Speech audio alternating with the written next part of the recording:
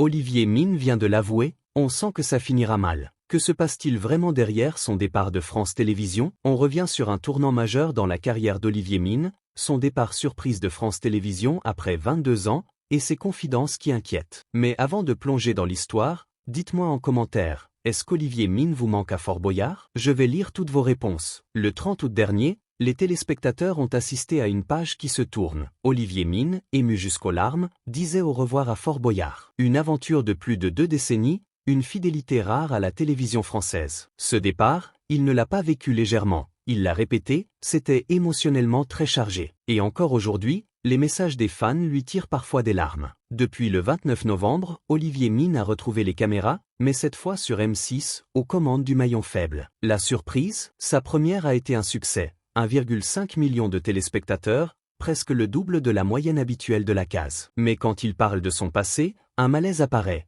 Il avoue n'avoir aucun contact avec ses anciens patrons de France Télévisions. Et il ajoute cette phrase qui fait froid dans le dos. La télévision, c'est sans garantie, si tu n'as pas d'autre projet, on sent que ça finira mal. Olivier Mine ne cache plus ses failles. Depuis son départ, il raconte que les larmes reviennent. Surtout quand il lit les messages des téléspectateurs, je ne pensais pas que le lien avec le public était si fort. On voit un homme marqué, lucide. Quelqu'un qui a aimé profondément son métier, mais qui a aussi été blessé par un manque de considération. Et vous, dites-moi, vous pensez qu'il a été mal remercié après 22 ans de service? Votre avis m'intéresse vraiment. Heureusement, M6 semble avoir compris son potentiel. Non seulement il présente le maillon faible, mais il sera aussi aux commandes de Pandore, un jeu d'aventure, quel est l'âge de votre cerveau, et même le réveillon de la Saint-Sylvestre. Une vraie nouvelle page qui s'écrit, et peut-être une revanche personnelle. Pour le moment, les audiences sont au rendez-vous. Les téléspectateurs suivent, les critiques sont positives. Mais comme il l'a dit lui-même, la télé n'assure jamais rien. Alors, est-ce que cette nouvelle aventure va durer? À vous de me dire ce que vous en pensez.